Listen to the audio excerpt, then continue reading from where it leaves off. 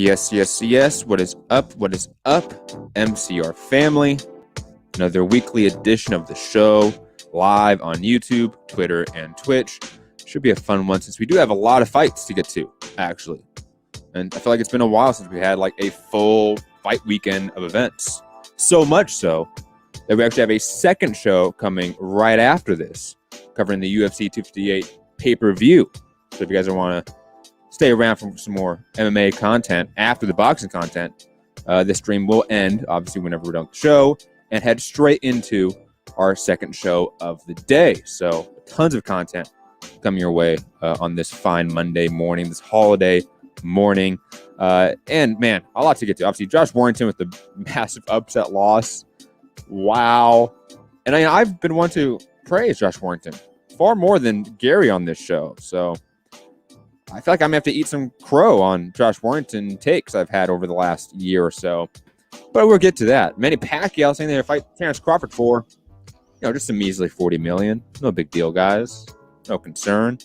Teofimo Lopez having major issues with Bob Arum. And seemingly there's some smoke to a potential fire of Lopez Kambosos not being on ESPN and not being a top-ranked fight, which I find quite fascinating. So a lot to get to on today's show. Without further ado, let me get to my co-host out there in Texas, Gary in Dallas. Gary, how are you, man? I am well and good. I am frigid. I lived in New York for a decade, so I just haven't seen this since I got back. Right? It's ridiculous. There's snow in San Antonio. I don't think that's ever happened before in my lifetime. There's snow in the valley. Like, this is just insane. And it's not just snow. It was 9 degrees in San Antonio today. It doesn't get below 55 in San Antonio.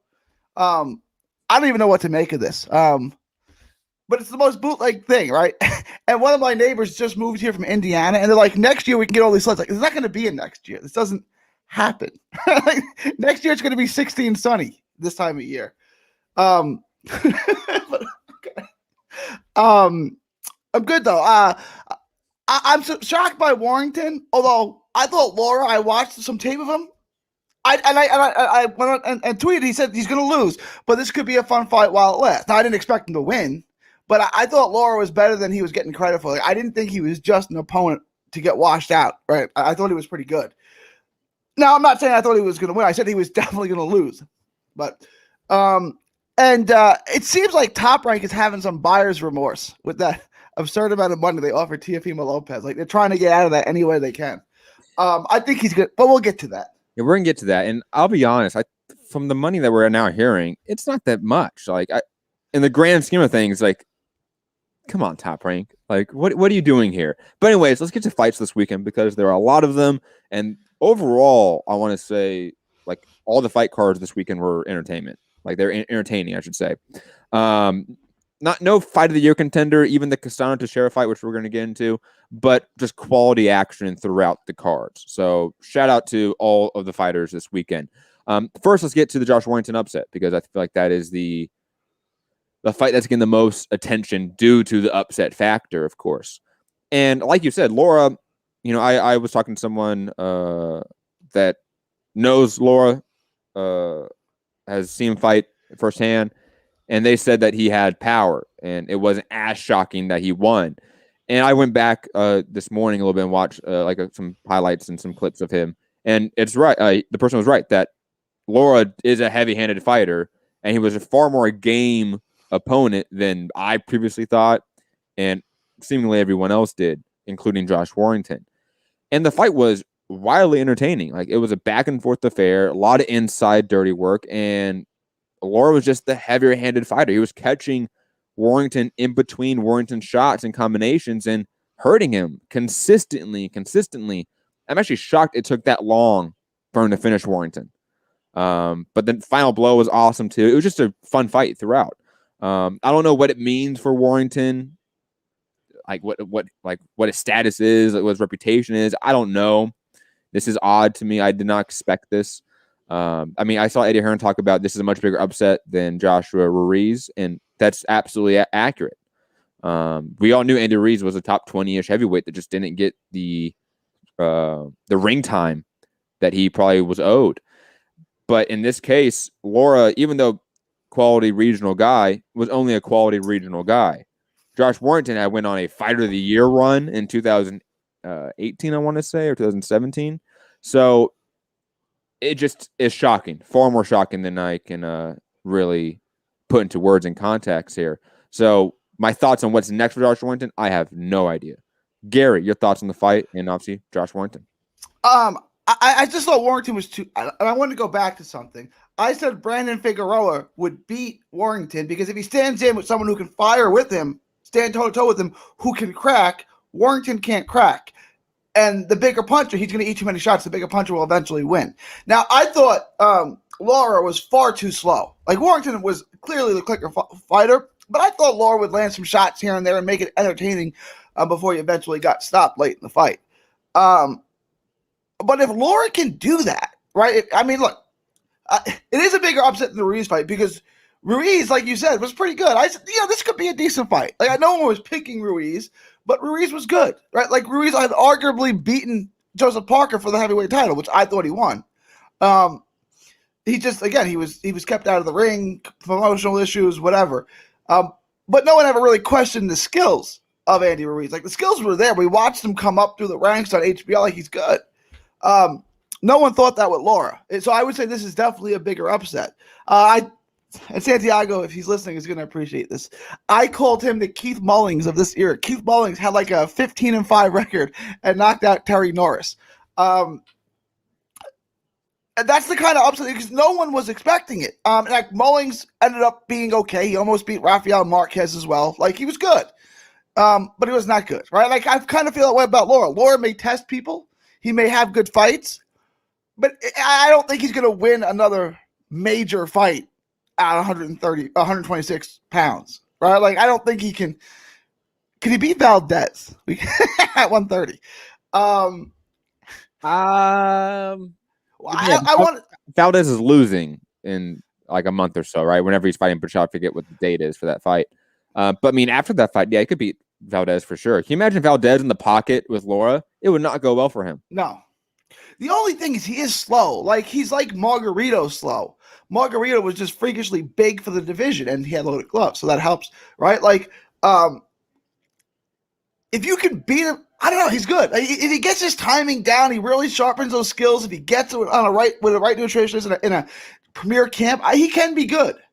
I don't know that Josh Warrington wants to go right back into that rematch with him. Usually when you get iced like that, and look, that fight was over in the 4th round. Like, Warrington fought valiantly. He fought his tail off. He actually did really well in the next round. But it was over. His legs were never behind him. He never got his legs back. And when you don't get your legs back, it doesn't mean your legs aren't back. It means your brain's not back. It means your brain isn't sending signals to your legs. And you're on ice skates every time you get hit. That fight was over. It was over at that time. I had stopped it in the 4th round. Yeah. Now, you can argue that the ref did the right thing because, like I said, he came back and fought. And he won the 5th round. I thought, like, he fought his tail off. The ref, I think, did the right thing. I think that's a corner position, right? When you see your fighter clearly not, like, concussed, taking shots in a war where they're not going to win, you should be thinking about stopping it relatively soon. Maybe it's the 6th round, whenever it was. But, yeah, I think that's a corner position more than the ref. It was a lot like the Wilder fight, where Wilder was fighting back. Well, Wilder wasn't fighting back as well as Warrington was. But, I mean... Not as bad as the Wilder fight. No. But I'm saying it was that kind of thing where, like, the ref can let it go on because Wilder's throwing back. He's landing here and there, right? And then Breland did what he had to do, and then Wilder got butthurt about it. But, like, yeah, I agree. That fight should have been stopped. If not by the ref in the 4th round, at some point it had to be stopped by the corner because he never had his legs behind. He would throw a combination and miss, and his legs would get all jellyfish, right? Like, that's the term we use in baseball when someone throws you the curveball, and your knees buckle. I mean, he was never in that fight after that, even though he fought as hard as he could. So kudos to him for that. But that fight was over with that punch. And I want to see him again. I want to see him again another top 10 to 15, if not a Warrington rematch, which I would not jump right into if I'm Warrington. And plus, like, I know he said he won the rematch, but of course he does. Yeah. Honestly speaking, what can he do different? Because that's his style. Like, can Warrington be the boxer on the outside? I don't think so. He can't come in straight forward. Like, he's got to use more angles. Like, he walked in straight forward thinking he was just going to overwhelm this guy with volume. I think he's had to do a better job of fighting the fight that he fought. And it's going to be fun. If they fought again, it's going to be a fun fight. So I'm all for it. I just don't think, if I'm Warrington's team, I was like, we don't really need this right now. Like, no one cares about Mauricio Lara. Let's get you a tune-up fight. Let's get you right. Let's get you back in with somebody who can't crack. Let's get your confidence back. Let's get you an easy victory, and then we'll go from there. Rob in the chat, shout out to Rob, who's not on the show. Traitor. Saying his corner is his dad, for fuck's sake. I feel like that's a for fuck's sake at us. But the reality is, if that's his dad, he has a more emotional response to his fighter, and he'll stop it sooner, actually. Exactly. maybe I misconstrued your tone there, Rob. Anyways, I think Josh Warrington, by default, probably should head towards the rematch. Rob saying that was directed at his dad. Yeah, it should be. I mean, if you see your son getting beat up like that, man, you should have stopped it, man. That's bad. But digressing, for Josh Warrington next, I think he should take the rematch. I think it's probably like the obligation as like the guy that just got upset. Like, you should go straight back into the immediate rematch. This guy shouldn't have beat you in theory on paper. So to not take the immediate rematch, I think would hurt his reputation even more, in my opinion. Hers more than taking another L. I'm not saying he's going to take another L, although it's certainly possible he could take another L. You think taking a real tune-up fight, although this was supposed to be that, but take one against a guy who can't crack, right? Like Amir Khan, after he got iced by a press guy, didn't fight anyone who could punch for a while, right? He fought Nate Campbell, he fought Paulie Malignaggi. It's like, let's just chill on the punchers. What I'm saying is, whenever Paulie gets a stray shot on the show, I fucking love it. I love it. What I'm saying, they weren't going to throw him in with 140 Victor Ortiz or someone like that, or Andre Burke or someone who could crack at that time. They weren't going to do that. I mean, what do you have a name in mind for Warrington or for Lara by chance next? I mean, is there a person that you want Lara to face next? It's a big fight. I mean, what's your perception here? Give me a second. You talk for a little bit. I want to just pull up the featherweight because I don't want to see him fight. This fight was at 130, technically, right? No, it was at 126. It was at 126? Yeah. Oh, it was. Okay. Then why did you bring up Valdez? Poor Valdez getting a stray shot. He's not even in the division anymore. But I'm saying, if he went up to 130. God damn. I mean, for Lara, I mean, I would love like a Shu Shan fight next. You think he's ready for that? What? Dude, he just beat fucking Warrington. You're right. He beat Warrington. I was going to go a little lower than that. Well, like a Joe Gonzalez? There you go. Joe, yeah. Okay. And for Warrington, I mean, if you want a straight tune-up,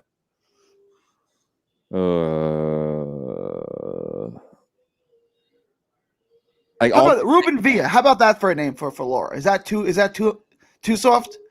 That's probably fine. I'll take that.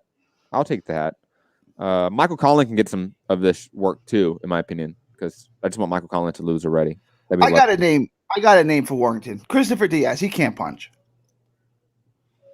Isn't Diaz at 130 now? I'm looking at 126. I have him ranked here on BoxRec at 126. That's BoxRec though. Come on. But digressing. Michael Conlon. Let's do it. Michael Conlon. There you go. I mean, I wish, right? I wish. Scott Brown in the chat saying maybe Lara and Gary Russell Jr. I mean, we would all like that, guys, but what's Gary Russell doing right now? Like, I can't even talk about him with this division, unfortunately. I know, like, Gary, you think he's the best guy in the division, but he doesn't clearly... He doesn't fight. I've criticized him as much as anybody. Dude, Emmanuel Navarrete and King Galahad are the two best guys in this division right now. Because Warrington just lost. Gary Russell is out trying to still fight Tank Davis. Rob saying Jazza Dickens, easy work. Yeah, for both guys. That's true. Jazza Dickens? Yeah. He's got a title shot coming up. Yeah. The joke, Gary, because you're a Jazza Dickens fanboy now. Fanboy. You could even say Stan. You could even say that. Yeah, we do. I said he looked pretty good. He's vastly improved. I'm a Stan. Stan. Absolutely. Moving on the rest of the undercard, Zilpha Barrett defeated Kiko Martinez via unanimous decision. This one received a lot of criticism from even the promoter himself, Eddie Hearn, talking about how 118 scorecards, like, we can't have this. This is why it's difficult to bring fighters into the UK for big fights. And I know that you thought Barrett won, and even I thought Barrett won. But the 118 scorecards, both of them obviously, were ridiculous. Those were just bad scorecards. Those are poor scorecards. Were they the worst scorecards ever? No. And that's why, like, the response is a little bit weird to me, because they're bad scorecards, but it's not the worst decision in the world. Like, it might not even be the worst decision this year, and we're only in February. Like, that's the reality here. So that's why I'm a little bit perplexed by the response from both Eddie Hearn and seemingly the fandom, because Barrett still won the fight. I mean, I didn't see anyone really thinking that Kiko Martinez won the fight. Were there people thinking that? Rob was one of them. Oh my god. Maybe is there just a different perspective that fighters have, Americans have, and UK have in terms of scoring fights? Like, do we look more for the boxer and they look more for the aggressor? I don't know, because 118, 111 was bad. It was I can have it around closer. I think anywhere from 7-5 to 9-3, it was reasonable. Like, I thought the rounds were close, but I thought Barrett carried them. Like, I thought Barrett did really good work on the outside. He hurt Kiko Martinez a couple times too. Didn't really drop him, I think, right? But he definitely shook him a few times. I didn't really see Kiko Martinez like roughing him up, controlling any long stretches of the fight. I just don't see how people thought Kiko Martinez won. I see Rubisky in the chat saying that he thought Martinez was robbed. PS guy saying he scored at a draw. Like, I don't really see that too much. Matthew just saying a lot of people thought Martinez won. Martinez walked down Barrett. I'm sorry, guys. Walking forward is not the same as walking down someone. That is completely different things.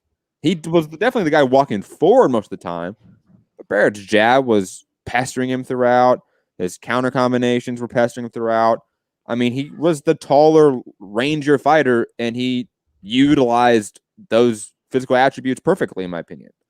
Like, I honestly don't see the idea that Kiko Martinez walked down Barrett. Barrett just was the counter boxer here. I'm glad you made that distinction, right? Because, like, he was the aggressor, he was the come forward guy, but he wasn't walking him down. That's not what happened, right? I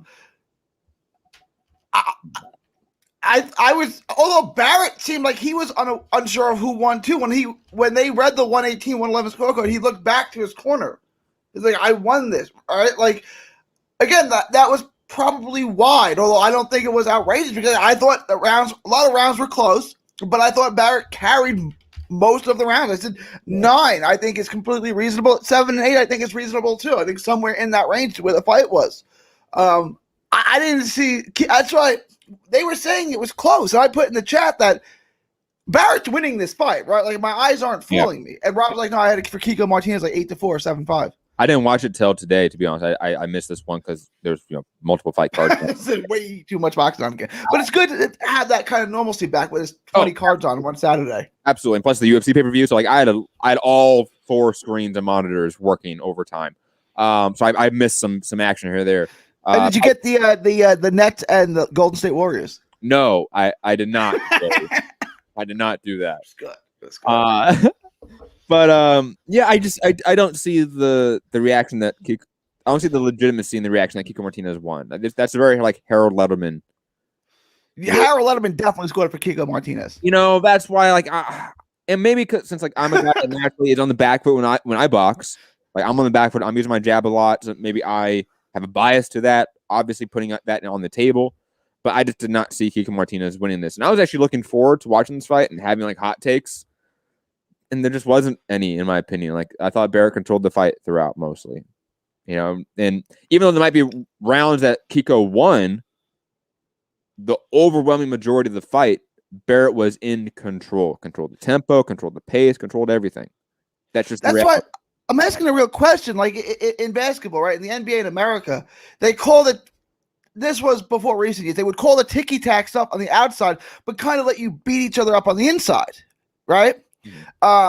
When they went and played in the international basketball, the European rules would let you get away with the ticky-tack stuff on the outside that the NBA would call, but they would call all the brute force on the inside. Those would be so you kind of. It was kind of two different things. Not that they were two different games entirely, but the intricacies were a little bit different. And I'm wondering if that's the way we score fights in America and the way they score fights in the UK. Maybe we're just looking for different things. I don't think it's a purely nationalistic way of having that dichotomy per se. I just think that there are some boxing fans that have, the former, and some boxing fans that have the latter perception. And it's not as much of a nationalistic tendency. Maybe it was back in the day when like the Euro style was far more of a commonplace style in European boxing scenes. But I think nowadays we've seen such an evolution of the European domestic scene in terms of their variants of styles that it's not maybe comparable in that way to say that this is how the UK does it, this is how the US does it in terms of the fandom. I don't know if that's as accurate per se. Because I definitely know like Mexican American fans that like they just want to see the blood in sports. They want to see come forward action, right? Like, they don't fit that sort of definition that you described. So I think it's far more nuanced to that. Though that dichotomy does exist. It doesn't exist on national lines. Or state lines, I should say. Moving on, Lee Wood, and this is one of the fights I actually did not see, unfortunately. I actually wanted to see this. Lee Wood defeating Reese Mold. Gary, how was the fight? The Lee Wood fight. Oh, this was a tremendous fight. This was really good. This was probably, from a competitive standpoint, probably the best fight of the weekend. It was a really, really good fight. And it just goes, it's just a testament to how good Jazz Dickens is, because Jazz Dickens took care of Lee Wood. And I'm not going to act like this is the greatest thing that Lee Wood, like Lee Wood is the greatest thing, because had I seen Reese Mold? I know he was a prospect. I know he was supposed to be good. I don't remember seeing Reese Molds.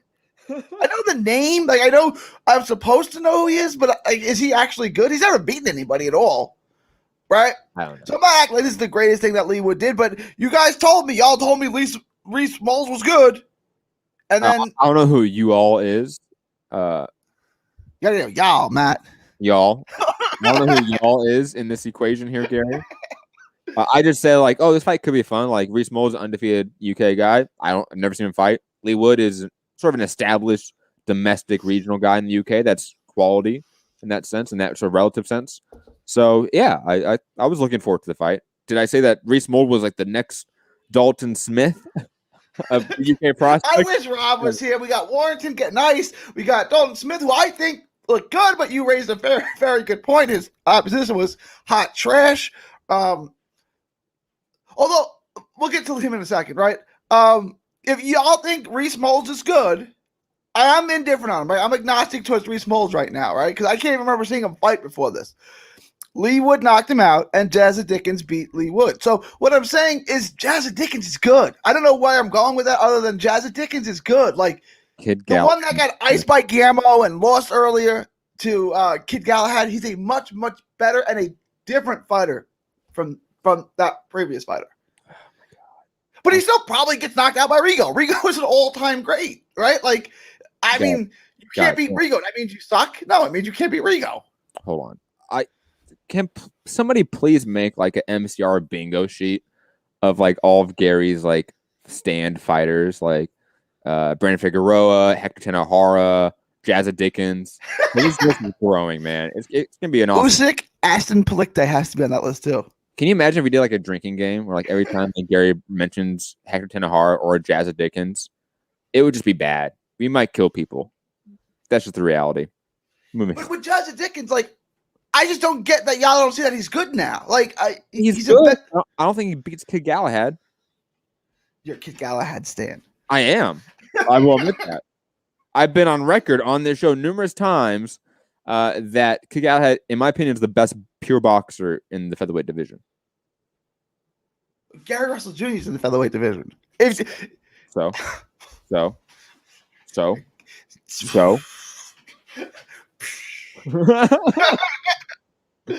PSK, bring up a very good point. Terry Flanagan. Thank you. Never let Gary forget his awful picking of Terry Flanagan over Regis Prograis, the Roman Centurion. That was recommended to me by one Maurice Hooker, who fought both of them, by the way. Look how well that went out for you, man. Then Jose Ramirez starched him. Now your boy Vergil Ortiz is going to starch him again. Goddamn, poor Maurice Hooker. Oh, he's got to be on the bingo sheet, by the way. Vergil Ortiz has to be on the bingo sheet. Oh, absolutely. Yeah. 100%. 100%. Moving on, Dalton Smith picking up a win as well against Ishmael Ellis. Not much to say about this fight because his opponent was such dog shit. Like, this was such a bad mismatch. Dalton Smith looked good, but it's a relative sense because his opponent was not as quality as his last opponent was, clearly. Gary? There was so much. Quickly, just to round up the rest of the card, Ivan Price defeating Daniel Mendoza and Ibrahim Nadim defeating Johnny Phillips. I did not see those two other fights. I didn't see those either because they didn't have it on the DAZN telecast that we have. And then the YouTube link that Rob sent didn't work in this country, which is why Texas needs to see so that we can get that fight. I still won't get the fight, Gary. We'll work something out, friendly deals with the UK. Oh, because the UK loves Texans so much. We'll figure it out. Hooker worked it out. Hooker went over there and fought. We'll figure it out. Any thoughts about Rob's boy? I thought he looked good. They have him fighting 10 rounders already, right? Like, he's had less fights than Omar Juarez. And they haven't fighting. Omar hasn't fought a 10 rounder yet. So, I mean, they're moving him along in that sense. But the level of opposition needs to get better. I was impressed. I thought he looked a lot better than I saw him fighting Eddie's guard. Okay? I get why Rob likes him. I don't know that he's the best prospect in the UK, like Rob said, but he's good. Like, I saw him. I saw some skills, but we have to see him against something better. Yeah, and it's hard to say because Rob had like a very very odd like definition of prospect. It has to be less than 10 fights. But there are other people in the UK that are better prospects, in my opinion, than Dalton Smith. But that's beside the point. Moving on from that card, also on DAZN, a card that I know me and Gary were very hyped for because it had Sarah and Brian Carlos Castano on the card. And let's jump into that fight directly before we get into the main event with Joseph Diaz and Rakhimov. Brian Castano dominated Teixeira. I mean, this was a fun fight, but it was one of those that it was the same round over and over again, and that got a little bit monotonous, I'll be honest, because it was just Castano getting on the inside of Teixeira and beating him the fuck up for 12 rounds. I'll be honest, I didn't see a round that Teixeira really won. I was truly impressed. I did not expect it to be this one-sided. And I saw a lot of people, obviously, because even Jamel Charlo talked about it on Twitter during the fight, that fight is the one that's going to happen next. That's Jamel Charlo versus Brian Castano. This was all a ploy to get all the belts on one side of the political street, of course, and they got it. I did not understand the reaction after the fight that people were saying that Jamel Charlo was going to knock out Brian Castano. And I saw that over and over and over again. And I don't get that. Brian Castano is, I mean, a top 3 guy in the division. And those top 3 are interchangeable, in my opinion, depending on any given Sunday. Or Saturday, since it's fight night. Castano, I'll be honest, I might go on the limb and pick him against Jamel Charlo, but I'm going to have to go down and actually analyze that fight because that fight is just, it's perfection for boxing, in my opinion. It is such a tantalizing matchup. I cannot wait. Gary, thoughts on obviously Castano's performance against Teixeira and the obvious Charlo unification happening next? If that unification fight is on Fox, will Fox recognize? Oh, did you not see the Fox PBC Twitter account? No. Congratulate Castano. The irony is too good. It's too good. I don't think it's inappropriate at all to pick Castano. Like I like the Charlos. I like Big Charlo better, but I don't know that Jamel would win that fight. Like Castano is so good offensively. He is so good. He comes in with angles. He works his jab, and then he has got a ton of power. He dominated a fight I thought he would win. but I thought it would be more competitive. He dominated every moment of the fight, and it was like the entire 12 round was like a highlight clip of how good he is offensively. I'm not saying Charlo can't win because Castano can be hit, and if he's going to keep coming forward like that, he can get caught with something big. So I'm not saying Charlo can't win, but if you're putting a gun in my head and I'm betting with my money and not my heart, I'm taking Castano.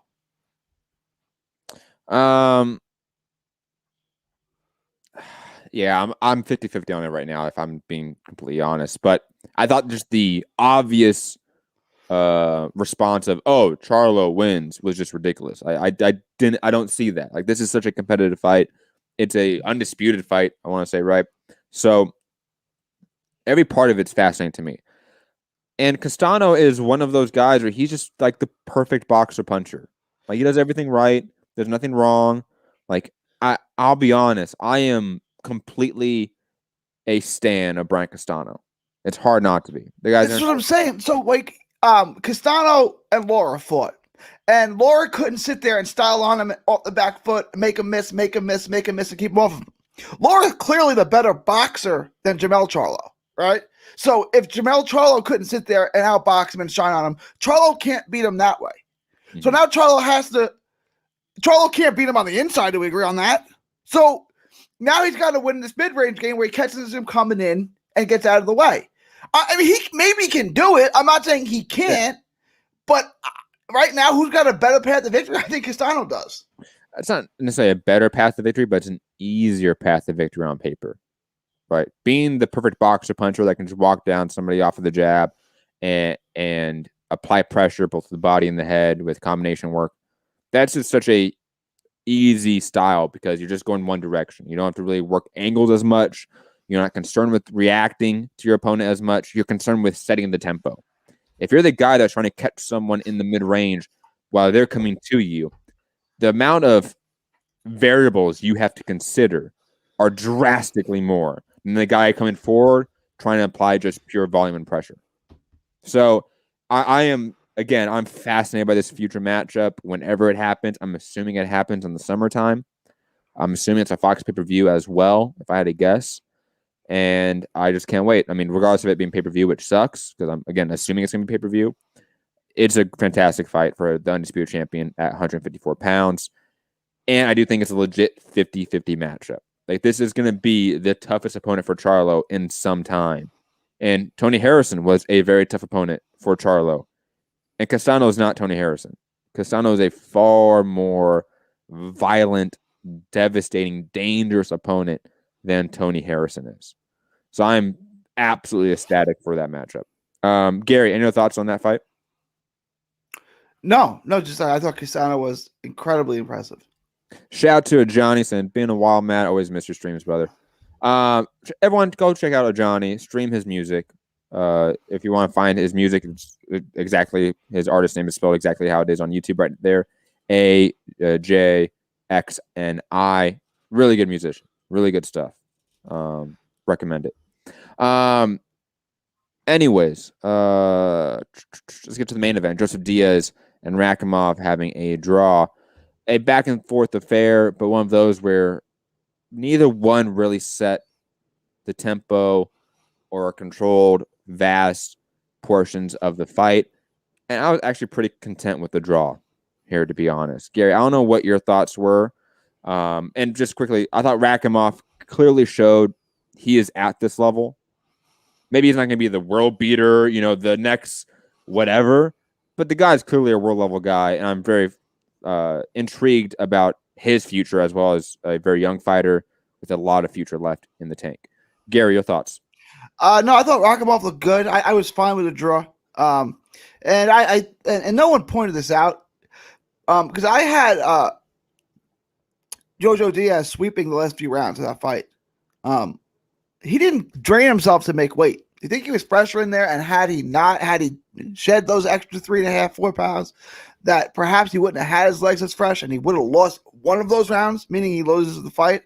I don't know. But when someone doesn't cut weight intentionally, they didn't do it for a reason. He didn't want to drain himself. And I understand. Virgil Ortiz was in that same bubble. And Virgil Ortiz said, I had no problem making 147. I couldn't make it in there. I was 0.2 of a pound over. not 3.5 pounds, not 4 pounds, 0.2 pounds over. And so I couldn't shed it. So I just went into the weigh-in because I knew they'd let me run outside and I could sweat it off outside, right? I'd miss it by 0.2 and then they would let me run it off. I wasn't going to make it in the room. And he doesn't have any problems making 147. So I get it can be difficult when you're sitting in an air-conditioned room. There's no way to run. There's no sauna. There's nothing. Like you got to work up a sweat and lather it in your hotel room. It's difficult. But he didn't drain himself to make the weight. So does that keep him fresher in those later rounds? Look like it.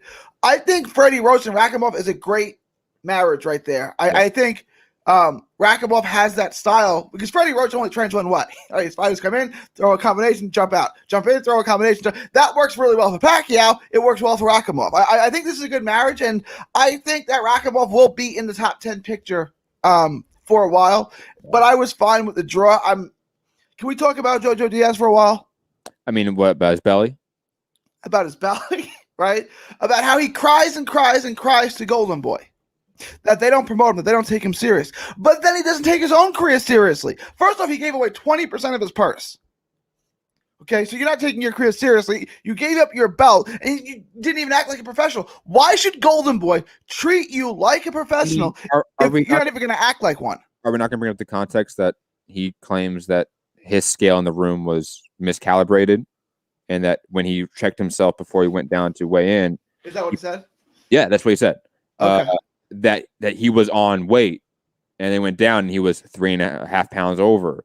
And he was thinking, I can't go cut this right now. I thought I was done with my cut. Okay. I mean, did he look like he was svelte to you? Did he look like he? No, he definitely looked much bigger on fight night than he did on weigh-in day, though. Right, so he definitely ballooned up. I'm assuming that we didn't get a fight night weight, yeah. Of course, right? Because that's not really a common thing, anyways. Even when it was talked about and when it was used a lot, and it's definitely not a common thing now. But the guy was definitely he balloons up. Like I don't think that's out of the question. I think it's a little bit far or extreme at this point to say he doesn't care about his career. Now, can you say that he has shot himself in the foot at times? Yes, shit happens. Right. But no, I'm saying he probably does care about his career. I'm not making that clear. But now, if you're Golden Boy, you've given them a reason not to take you seriously. But here's the reality: if you're Golden Boy, you don't have many options. That's true too. So, like, you only have so many people that you can promote that are champions, that are world level, that you can make money off of. Joseph Diaz is one of them. I know. I don't understand what they're doing over there, but. But he cries every day that they don't take him seriously. They don't treat him like the star that he is. But then he acts like this. Here's the reality. If this was Ryan Garcia, it wouldn't matter because he's a star. He's not Ryan Garcia, though. No. I understand. I totally understand. I'm not saying that these two are equal here, right? But the reality is that if Golden Boy had done some of the necessary work into building up Joseph Diaz into being somewhat of a star, the guy has a long amateur career. Like you can build up Joseph Diaz in the Southwest United States as a regional draw, and they clearly have never done that, right? If they did that prerequisite promotional work with Joseph Diaz, then these types of events don't matter as much. Okay, now to your overall general point, right? Not getting into the specific context, right? Of dude, you've shot yourself in the foot multiple times, and while you're begging your promoter to promote you better, doesn't seem counterproductive. I think overall you're right with that generalized point. Okay. But I think overall that we know Golden Boy does a shit job of promotion. So even though we might say that Joseph Diaz has been counterproductive into sort of self-promoting himself, right? Because he has, that is somewhat disconnected, in my opinion, from the malpractice as a promotional company that Golden Boy has conducted themselves for years now. Maybe they're connected, maybe they're not. My opinion is that they're not connected as much. But, Gary, you can respond if you want. I was just, it's one of those things where, when you mess up as a kid and your dad says, I'm not even mad at you, I'm just disappointed in you. That's how I felt with Jojo Diaz. We all like Jojo. And when he missed 126 by half a pound, we're like, you know what? He's huge. He probably can't make it anymore. And I mean, I don't think he could. Right. And it's like, okay. It's like when Mikey Garcia couldn't make weight. And he passed out and threw up the whole way. It's like he did everything he could. He just can't make the weight anymore. Like, so it's just time to move up. This, I don't think, was that. Right? Like, I don't think you're saying that it was a scale issue. That's what he claims. And then he was 3.5 over. So what can you do? Right? It's like you can have a scale issue and you're a quarter of a pound over. And it's like, oh, I better go run this off real quick. Right? Like, they let you do scale weight checks before the weigh-in. Typically, I don't know. Maybe they don't with the bubble. I don't know. But typically, they let you do weight checks before the weigh-in to make sure you're on. They definitely allow you to go access, let's say, the scale that you will use for the weigh-in. But let's say you don't access that. You only use the one in your room. Yeah. And you head straight down there because you've been cutting weight, and all of a sudden you're 3.5 pounds over. There's nothing you can.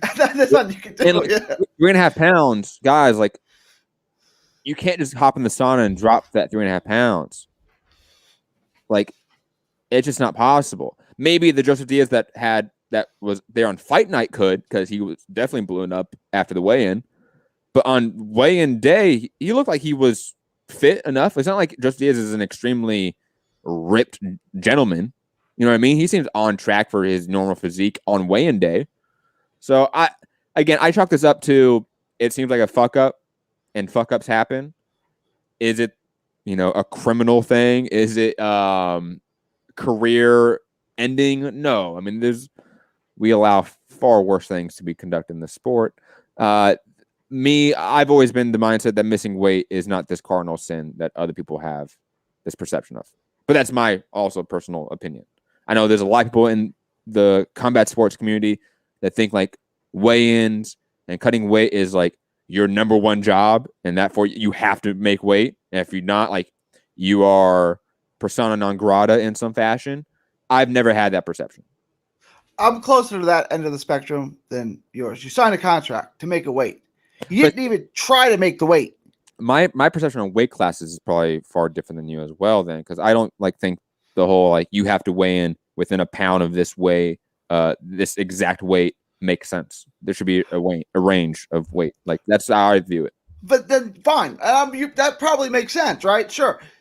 But that needs to be incorporated in, and there needs to be a larger scale change. If you say, I'm going to weigh 130 for this fight, you better weigh 130 for the fight. Shit happens. And then you give away 20% of your purse. That's $100,000. That's a year's salary for most, right? Like, I mean. But for Joseph Diaz, he's not making $100,000 only a year. So he made $500 for the fight. Yeah. That's a lot of money. $100,000. First of all, $50,000 goes to California, which I don't understand. How does California get to it? It should all go to Rakimov. How California gets to stick their hand in the cookie jar because somebody missed weight because you created a mismatch. Now you get to cash in on it. Makes no sense to me. It should all go to Rakimov. And I thought it did. No, 50,000 went to California and 50,000 went to Rakimov. I think I put that article in the chat, but if not, I can pull it up again because I was outraged by how California gets to enrich themselves off creating a mismatch. Well, I mean, it's not because they create a mismatch. Why would California? Well, I mean, you said that they monetized this off a mismatch. Rakimov, Joseph Diaz was not a mismatch. A mismatch. Are you thinking make weight? That he missed. They didn't put two guys in the same weight class. I don't mean a mismatch in the ring. They are in the same weight class, though. He didn't make the weight. They're not in the same weight class. Rakimov's a 130 pounder. Diaz can't make 130. Yeah, and then Rakimov has the right to say, I don't want to fight this guy. And then he loses everything. He does, you're right, but then he loses his entire purse. You know what I'm saying? Like, his whole entire purse was $100,000, man. He still collects the 20%. He still collects the 20. Or it would be 10%, right? But he would still collect that. Come on, Matt. Look, I'm just you're asking you have this real fundamentalist idea of contracts. That's the contract. That's what it is. So if you want to have a real fundamentalist idea of contracts, that's the fucking contract. Yeah, so now he's got to take the fight. Or you can have just a moralistic idea of it and say, look, maybe these contracts are not the right contract you should be having in the sport. Maybe our perception of weight classes can be shifted. I agree with that. No, I'm not disagreeing with you on that. But right, because to me, like, arguing about like these individual instances of fighters missing by like a pound, half a pound. Like, I don't give a fuck about that. I really don't. Like, I just can never give a fuck about that. It just doesn't bother me. I think most fighters probably aren't that bothered by it either because they get a bump in their paycheck, and most likely that guy is not in the best shape. Right. And then the next day, the guy's going to it's not even same-day weigh-ins anymore, so who cares? Eric Rouse used to be a skeleton on the scale, right? And then he weighed 20 pounds more for a featherweight fight the next day, so he'd be fighting a welterweight who just made 126. So if Matt's right in that it's kind of all arbitrary, 147, 147.6, like what difference does it really make, right? I get that. I do. And correct me if I'm wrong, but like you're allowed a certain amount over, I think it's a pound over on non-title fights. And then you have to hit the certain mark on a title fight. I think that's like ridiculous, like arbitrary picking. I'm of the perception that we should somehow create a system where fighters fight in their natural weight. I don't know what that system is.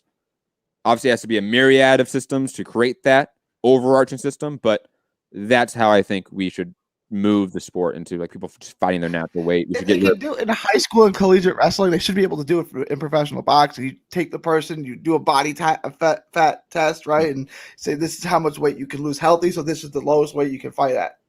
I mean, it would take people to work together, but it's not like it can't be done. It's not like I'm asking you to move mountains and the moon, right? Like it could be done if you really wanted it to be done. Yeah, but I don't think even collegiate wrestling is the perfect example of what I'm talking about. But I get what you're saying. I 100% get what you're saying.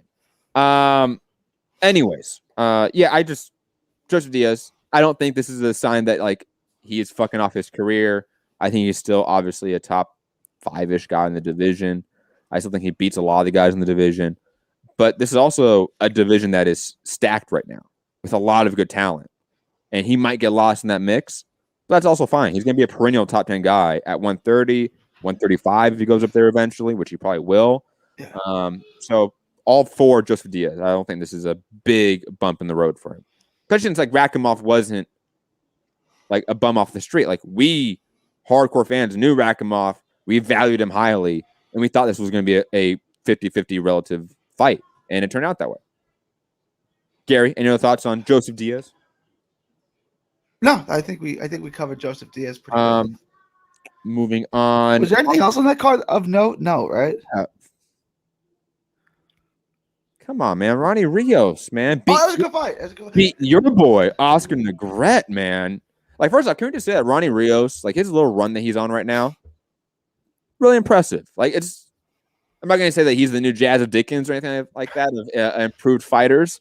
But Ronnie Rios has had a little, winning streak now. He's clearly going to get a big fight soon. So shout out to Ronnie Rios. The guy's Rios come down from 126. Was he always a 122 fighter? I feel like he used to fight at 126. I can check really fast. But no, it was a really good win. If Negrete can't make 18 anymore, well, then this is the way he's got to fight at, right? I mean, if you can't make 18, if you can't shrink down to 18, this is where you are. Yes, he did used to fight at 126. I thought so. He got Robinson Castellanos, Andrew Cancio at that weight class. And Jason Velez. Yeah. So he fought a lot of names. It was a really good performance by Rios. I was disappointed. I thought I would get more out of Negrete because he is a really good offensive fighter. But this was Rios pretty much dominated the fight. It was a really good performance by Rios. Yeah, definitely. Also, I did not see this fight, the Shane Mosley Jr. fight. I missed that one. I missed it, but I also wasn't interested in it either. Melikuziev fought as well. I only saw highlights of this, I want to say. And, I mean, Melikuziev looked like he just dominated this guy and beat him up. I will say this. My only issue with Melikuziev is that he picks his back foot up. Like, I don't care about anything else with him except for that. Like, he needs to fix that shit. He's going to get clocked coming in because of that. That should be easy to fix unless it's so ingrained that he can't help it. But that seems like an easy fix. Dude, I don't know, man. For a guy that is so highly touted for having that like rudimentary mistake is just kind of shocking to me. But he gets by because of his power, his aggression, of course. That's about it for that card. Last event of the weekend, Richard Comey defeating Jackson Marinas. And, I mean, maybe Richard Comey's best performance to date. Maybe.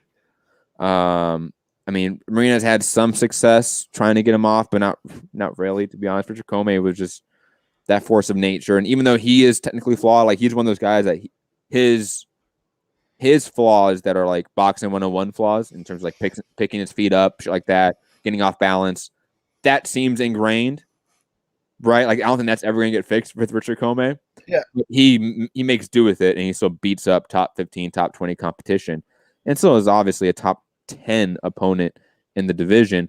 Thoughts on the main event? Comey is an animal, right? Like it was vintage Richard Comey. That right hand is so lethal. And I don't want to say he's a one-fisted fighter because he does use his left hook, right?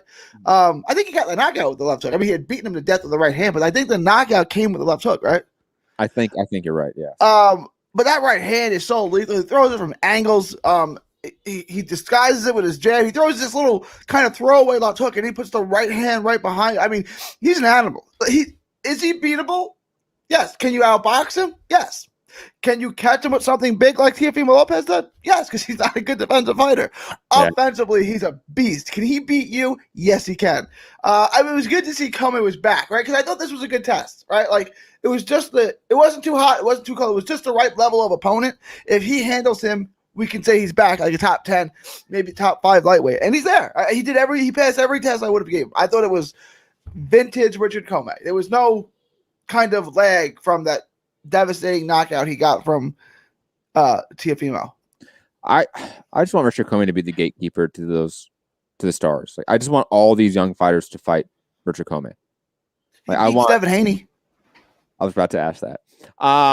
Of like the young guys, so I'll include Tank in this conversation just for fuck's sake, just to make fun of it or increase the conversation's value. Tank, Ryan Garcia, Devin Haney. Who else am I missing? Hector Tanahara. You know, guys, you think that I like purposely leave out his name? I legit forget him every fucking time. It's not on purpose. I'm sorry, Gary and Hector out there if he's listening.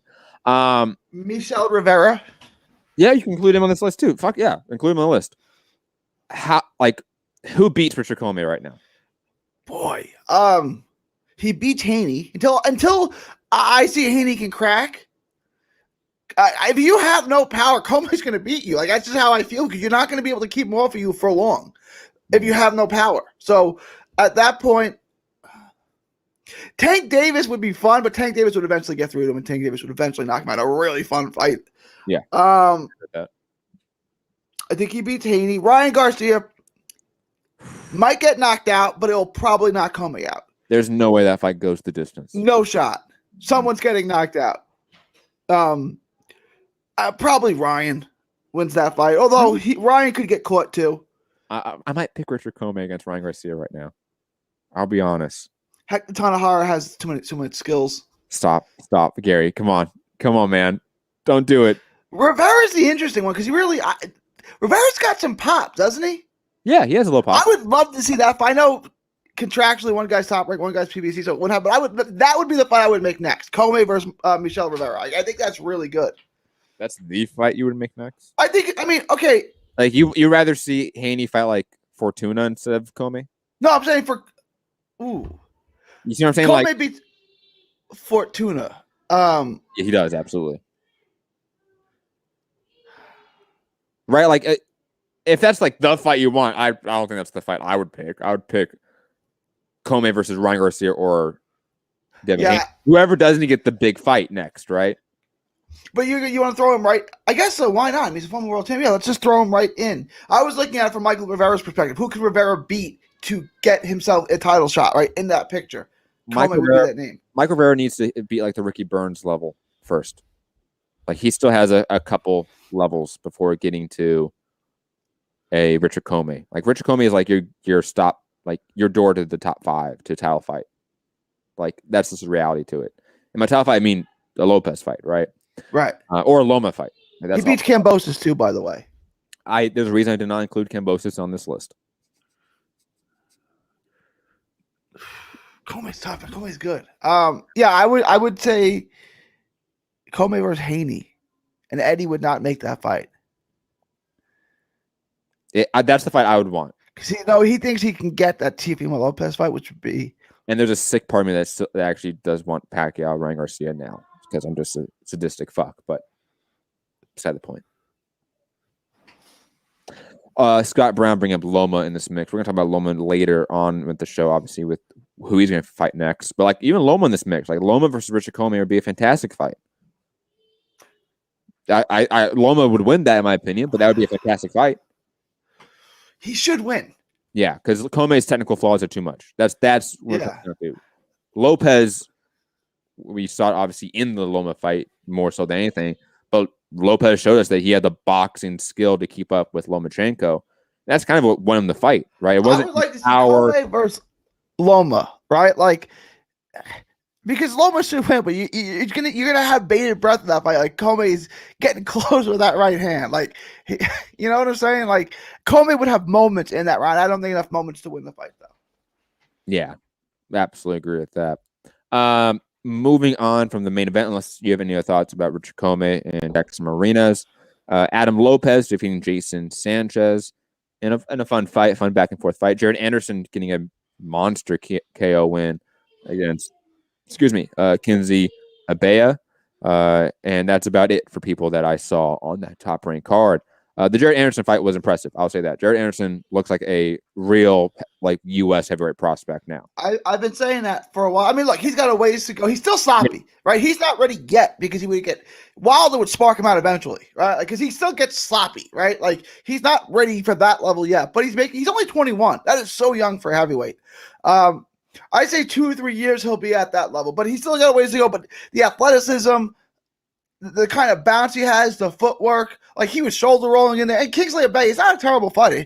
He had to settle for a draw, but we know that he beat my boy Guido. He won that fight. I mean, it was a draw. It was a top-ranked decision, but he won that fight. So he's not a terrible fighter. He's a decent opponent. I got a question here.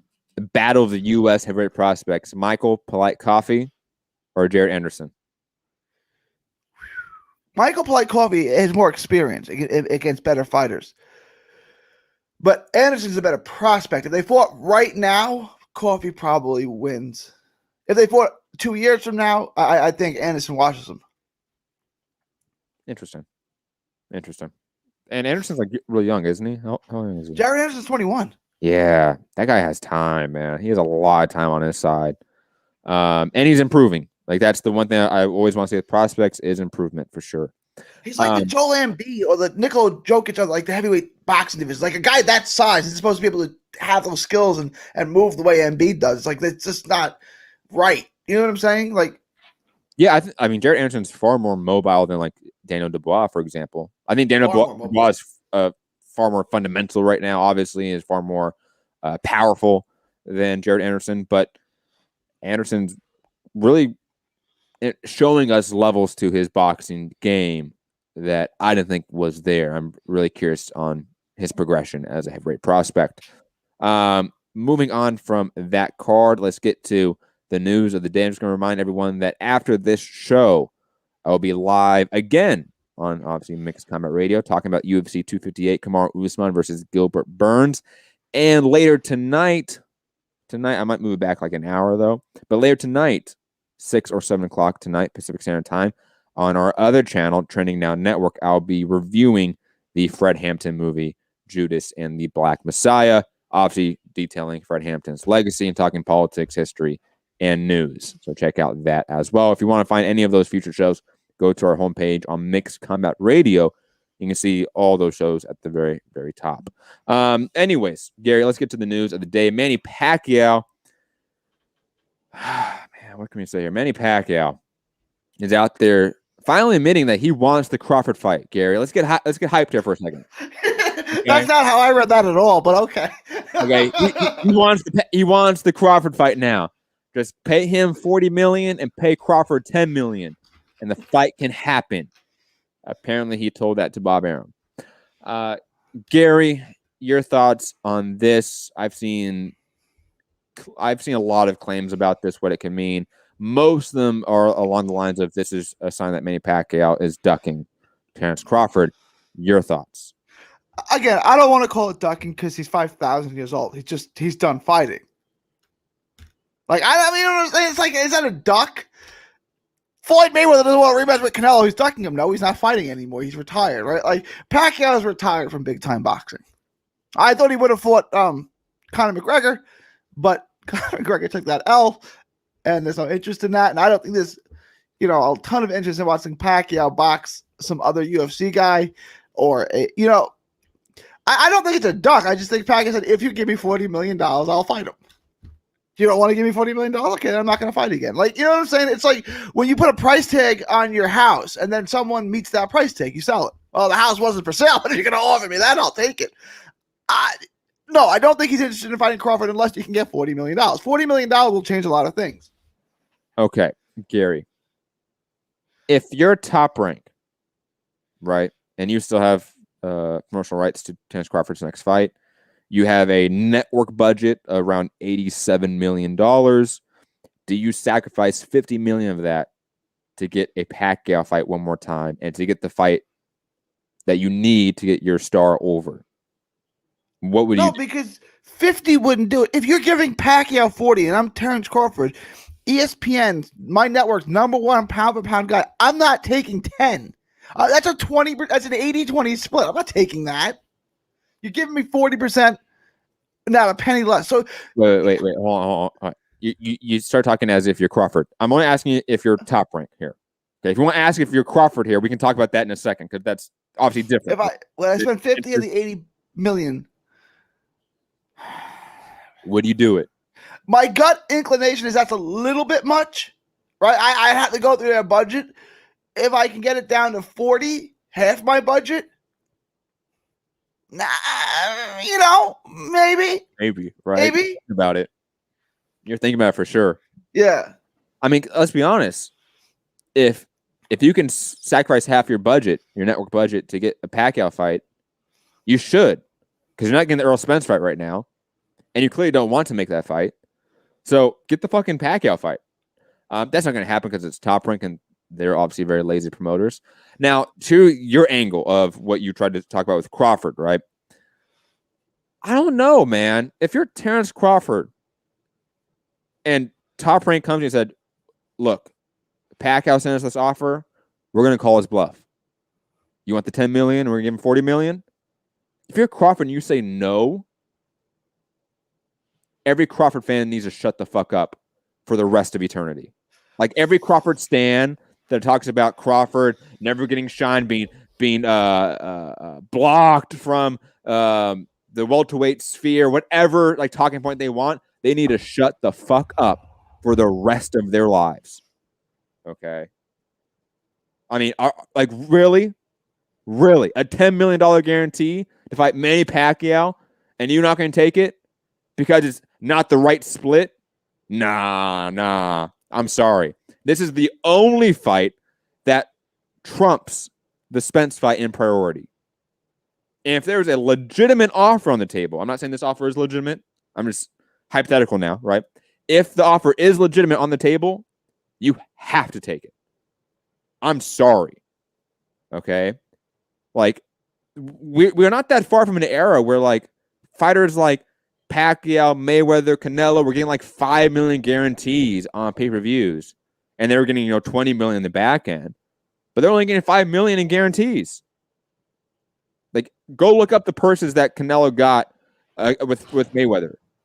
Go look at the purses that Pacquiao had with Jesse Vargas and the likes, right? Like, I don't know like where the thinking is that 10 million is chump change purely because of the split. What do you think as far as pay-per-view revenue? What do you think this does?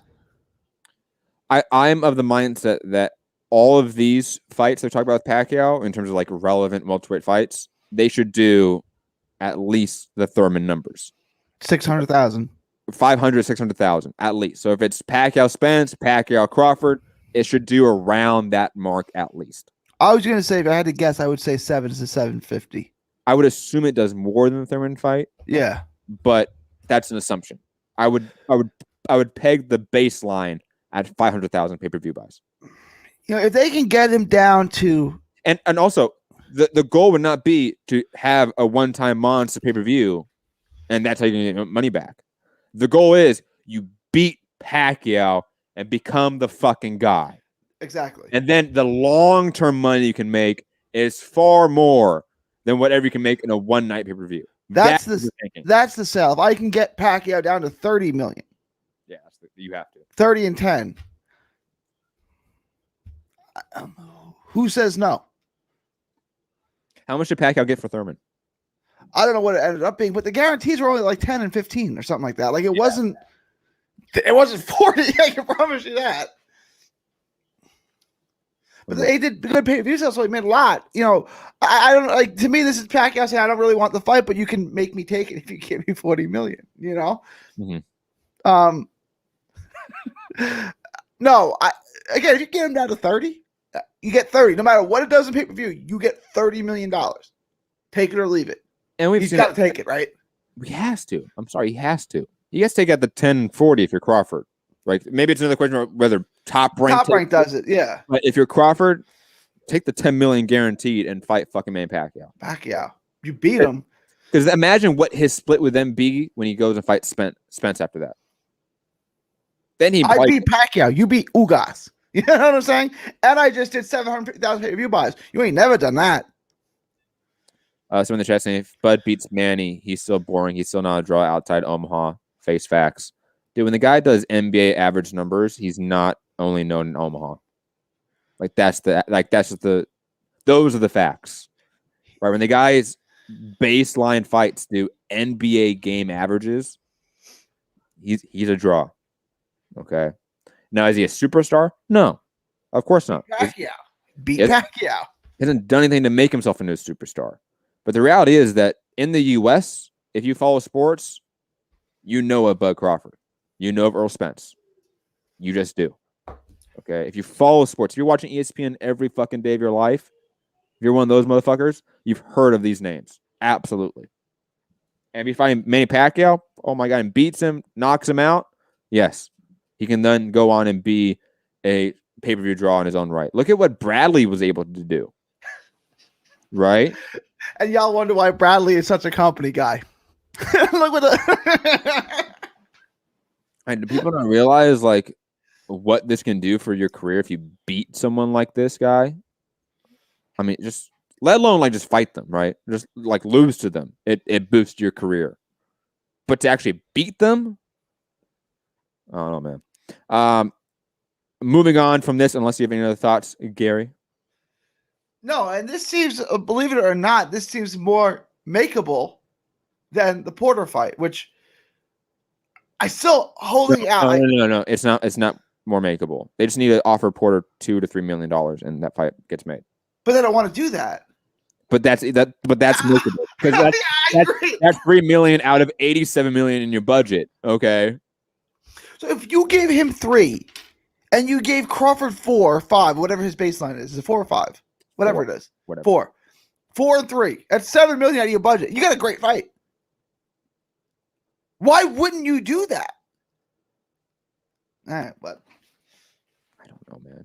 I don't know. Part of me thinks that they just want the exclusive rights to the fight. And that's not ever explicitly stated, but my assumption is that Bob Arum wants his Crawford fights to be on ESPN pay-per-view. But speaking of other top-ranked fighters, he clearly doesn't give a fuck if Teofimo Lopez is on ESPN right now. And we found out allegedly what his base pay is. It's not $5 million, it's $1.25 million is Lopez's base pay. And Arum is refusing to come to any agreement with Lopez and Kambosos. In fact, the deadline to have an offer sent back to the IBF to avoid a purse bid was February 6th. The first time Lopez's team received any offers was February 5th. So we're going to purse bids. Yeah. And look, it's hard to tell with Bob Arum because this guy sounds like such a curmudgeon right now, right? This guy sounds like the stereotypical old angry person. But it sounds like he doesn't want to promote this fight. And there's been some smoke about Matchroom and PBC bidding on this. And when this was first talked about some time ago, I talked about how this might be a tool for Bob Arum to undermine the value of his own fighters and his own fight, right? Because this is an in-house fight. But maybe it's just him offloading a pricey event that he doesn't want to pay for, but that doesn't make any sense because it's Lopez. Like, he's your next guy in his first title defense. You can't be indifferent about promoting this. So I'll be honest, Gary, this has got my head spinning because it just fundamentally doesn't make sense what's being talked about here. And it just sounds like malpractice promotional tactics here, like I talk about often. Like, how else can we talk about this other than Bob Arum seems to be like shooting his own fighter in his own foot? Prediction? Yeah. Eddie Hearns swoops in and buys the rights to the fight. And then he gets him out of that contract and makes the Haney fight at the end of the year.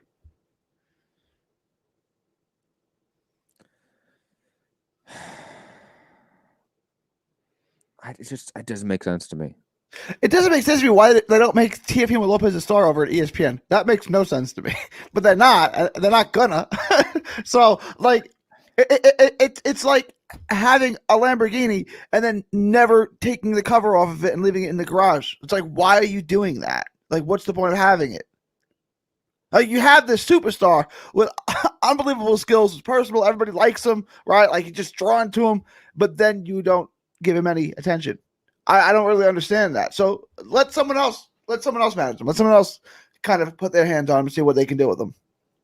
Harper Marks in the chat saying maybe MTK bids for it. I don't know if they have the money, but hey, look, they could get it if they really wanted to.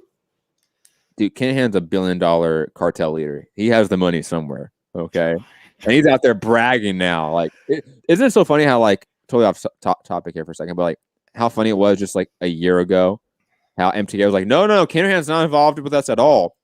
And then after the documentary, Kinahan comes out and is like, no, I am absolutely involved in all these high level fights. It is me. It's like, dude, you're such a fucking idiot. But back to Lopez Kambosos Top Rank. I don't know what to make of this. My prediction is that this still is a top rank fight, and this is somewhat performative bullshit between Bob Arum and Lopez, right? Like, that's kind of how I'm feeling on it. Like, this is not real in the sense that this is like manufactured bullshit and drama because the fight isn't a draw. So therefore, let's act like there's some beef here, some drama here. I don't know. It just, to me, it feels fake. It feels weird. I think this is going to, Manny, I really, like, hear me out, right? Like, think about it. If the prettiest cheerleader on the team was being completely ignored by her boyfriend, and then they actually put her on the auction block and someone else could take a chance with her, like, don't you think they're going to jump at that? That's kind of what Teofimo Lopez is. He's the prettiest cheerleader on the team. Like, every guy kind of wants her. Like, then you literally put her on the auction block. I know that's a terrible analogy, but you get what I'm saying. Like, people are going to move mountains to get their hands on that. Yeah, but maybe they don't. Here's the reality. Lopez isn't a star right now.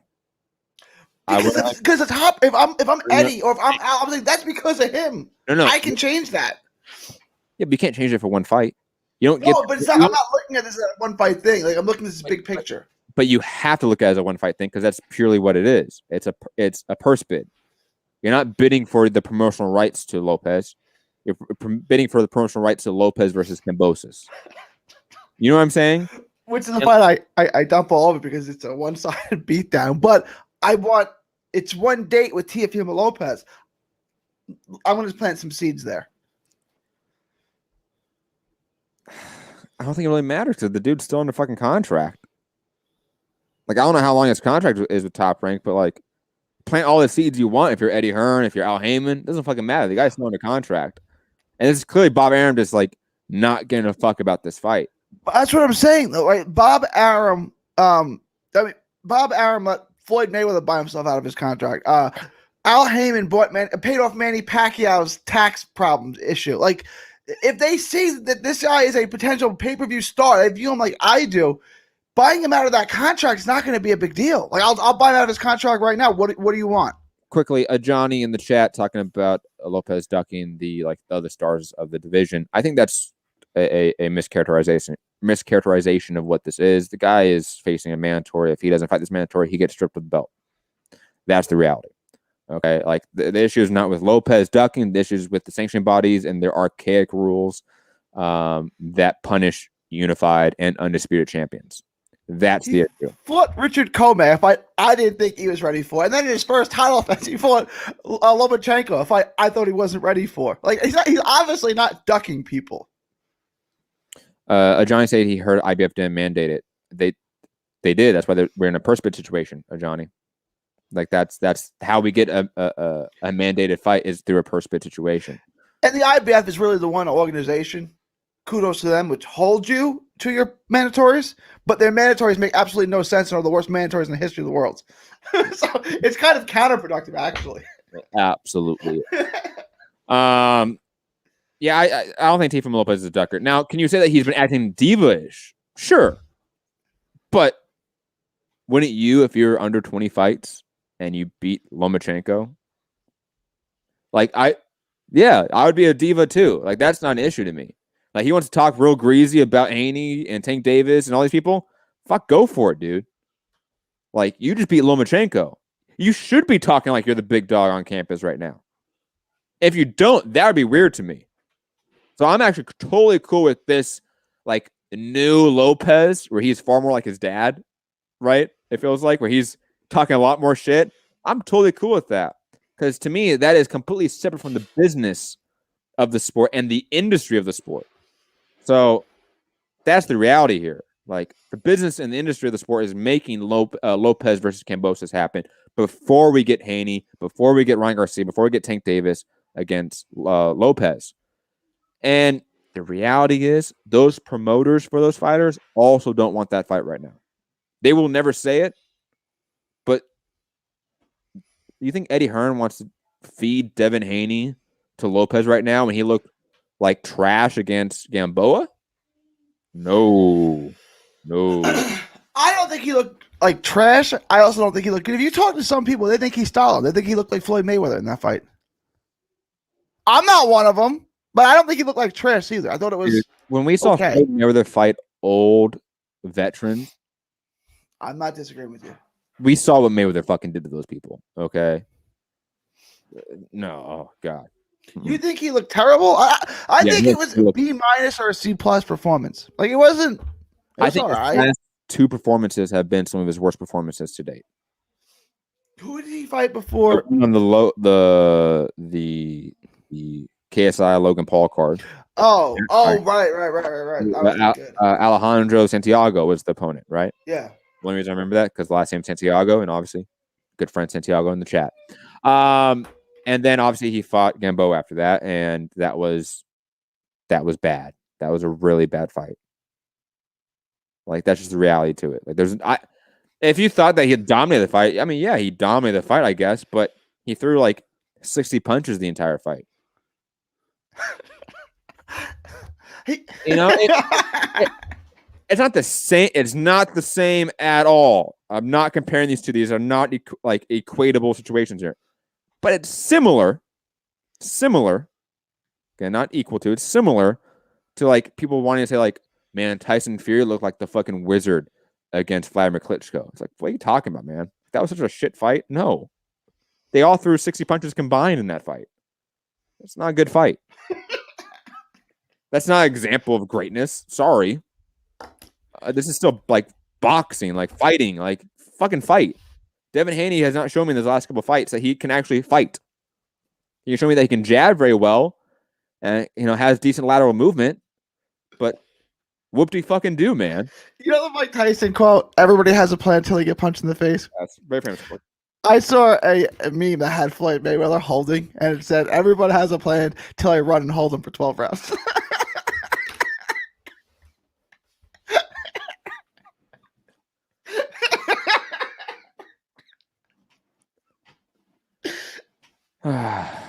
Anyways, back to Lopez, Kambosos. I have no idea what's going to happen in this purse bid situation.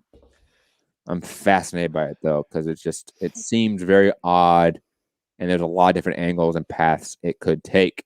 It will be on DAZN, and Matchroom will own the rights to it. So tune into the DAZN for Kambosos versus Teofimo. Speaking of the lightweight division and Top Rank, Arum is looking for Lomachenko's comeback fight against Nakatani, which I was... Get him, Nakatani, get him! I'll be honest. I was really shocked by this matchup. One, because it's an underrated fun matchup. It's one we were never thinking of. But it's when it was announced and talked about, I was like, oh, intriguing. And two, there's a sleeper potential here for an upset. Like, massive upset potential here that I think people are not going to pay attention to. Like, I might pick Nakatani here. I'll be honest. Gary, your thoughts? I was going to say, how crazy is that, right? Like, when Lopez fought Nakatani, I said, guys, and everyone got on, they went the distance. Ridiculous. People said Nakatani won, which he did. He won some rounds, right? But he clearly didn't win the fight. And I was like, guys, I don't think Nakatani's bad at all. Like, this guy, I'm not saying he's going to be a world champ, but this guy's pretty good. Like, you're going to see him again. And then he won again. How crazy is it? I want to pick him because I don't like Loma. How crazy would it be to pick Nakatani to win this fight? How crazy is that? And you know what? It will, if that happens, it will give a lot of credence to Foogatti's argument that Loma is just outsized for this division. I'll be honest.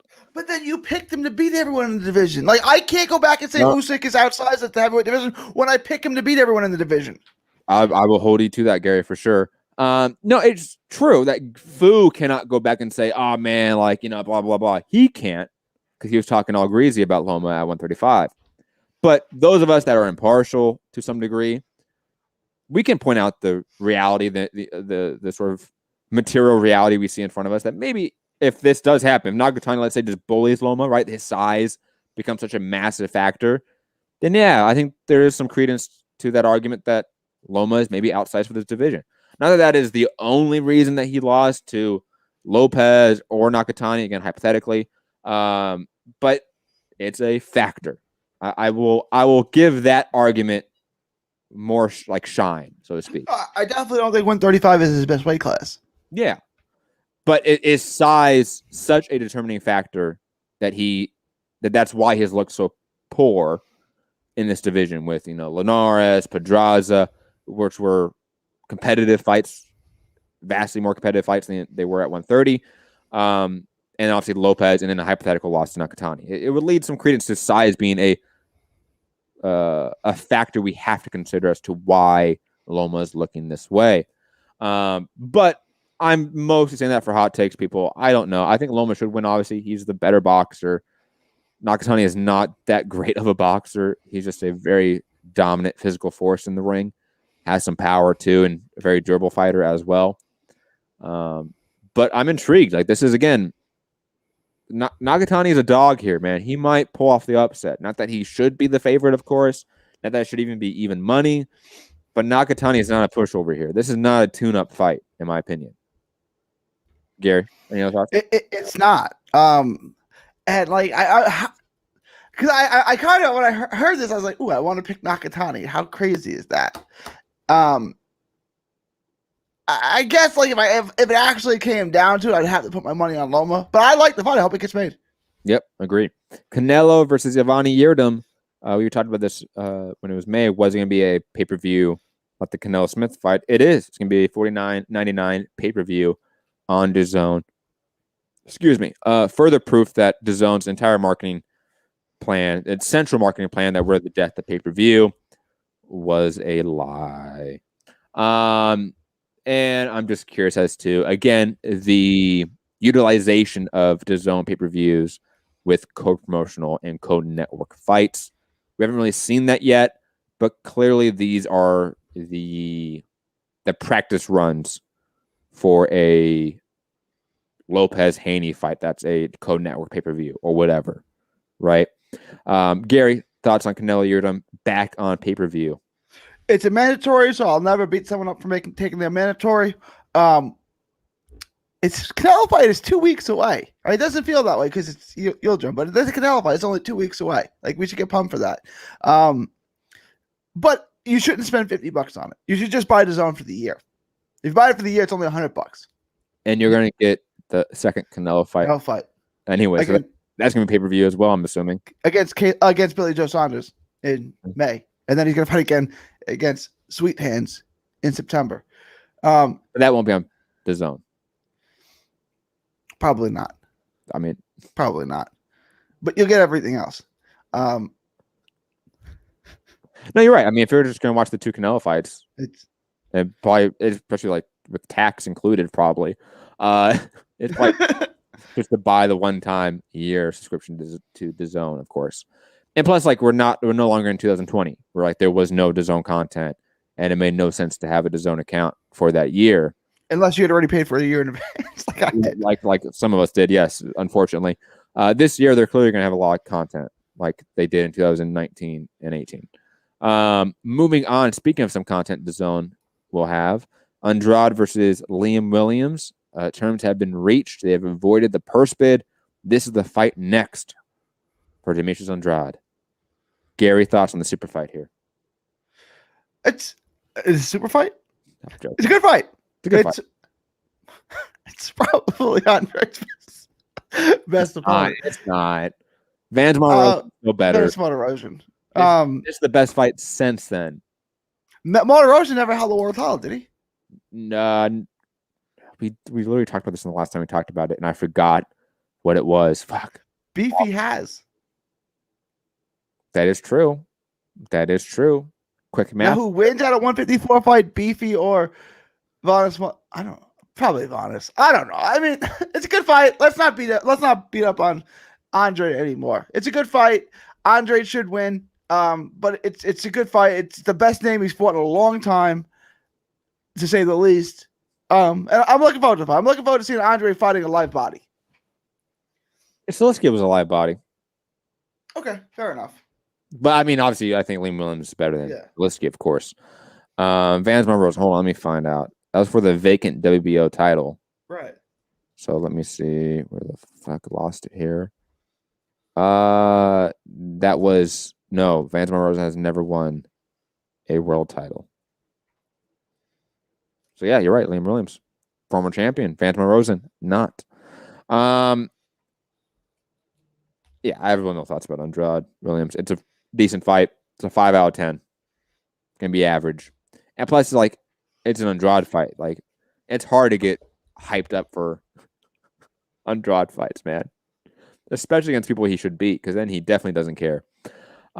Moving on, Adrian Broner, he is back. It's official. He's fighting Jovane Santiago in the Mohegan Sun Arena, February 20th.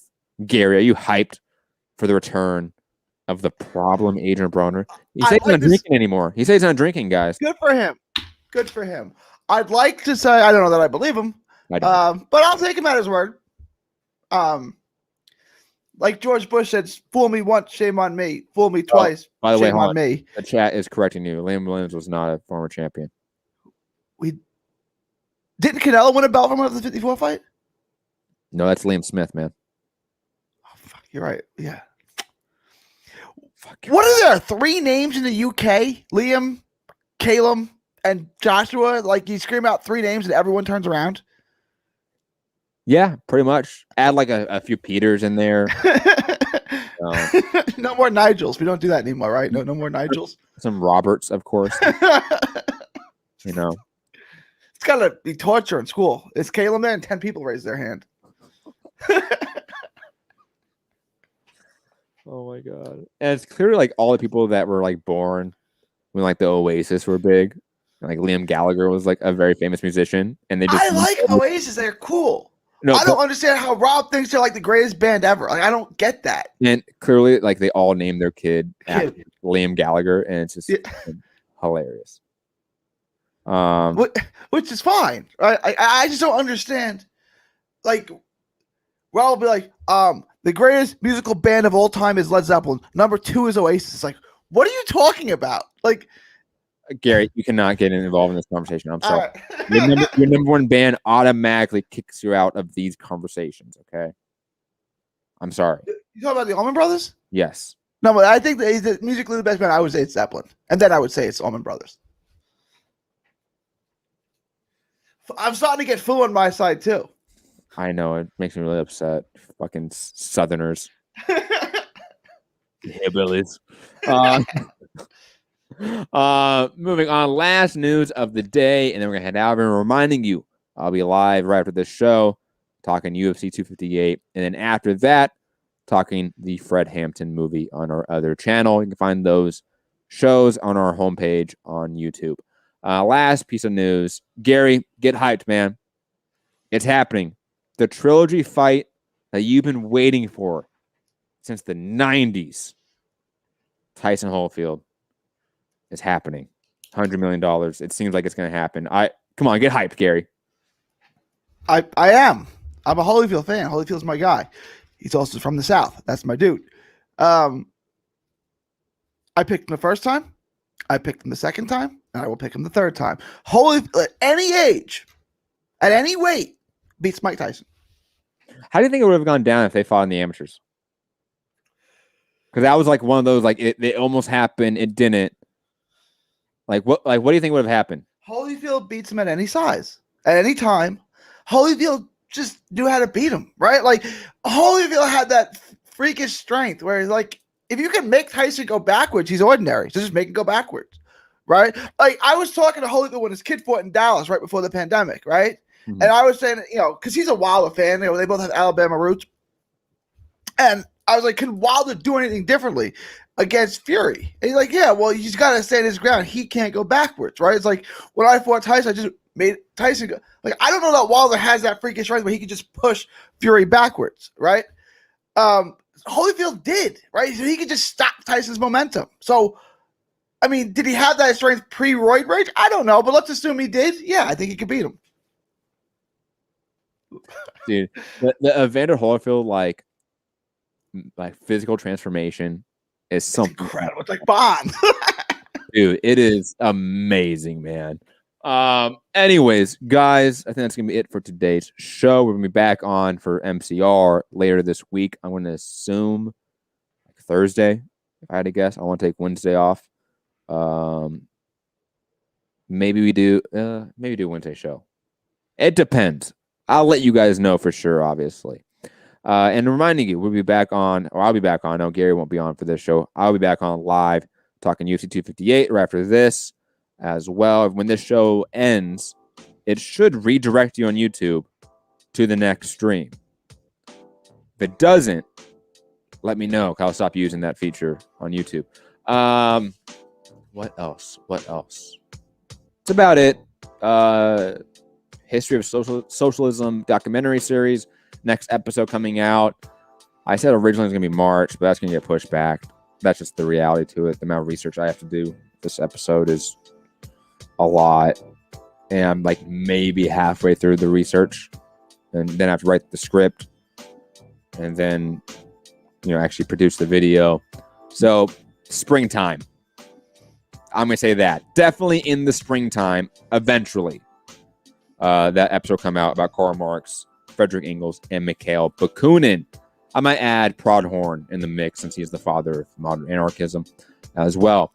And obviously, after this, like I said, after both MCR shows today, this one and the one coming up, I'm reviewing the Fred Hampton movie on our other channel. So if you want to go watch the Fred Hampton movie, I saw Johnny saying that he's going to watch it ASAP. Go watch it now. So then you can jump on the show later and then talk to me about it. That'd be awesome. Because I do want as many perspectives on that movie as possible. Because it was a intriguing movie.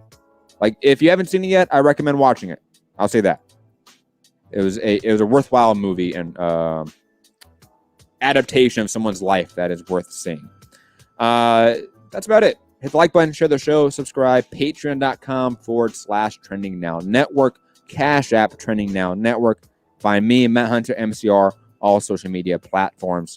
Gary, final thoughts? Good show today. And Tyson Holyfield beats Tyson at any age, any weight, at any point in their lives. I don't want to hear Mike Tyson from 1988. Holyfield from 1988 beats Mike Tyson. Any version of Holyfield beats any version of Tyson.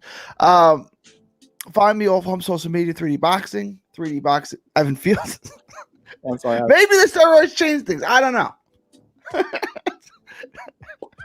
Oh, so good. So good. Sorry. Find me off on social media, 3D Boxing blog. It is February 15th, 2021. Ivan Calderon is still not in the Boxing Hall of Fame. We need to change that. We need to get the Iron Boy in the class of 2021. Make Texas a country again. From Texas to the world. Thank you, and God bless. Remember, guys, fuck the police.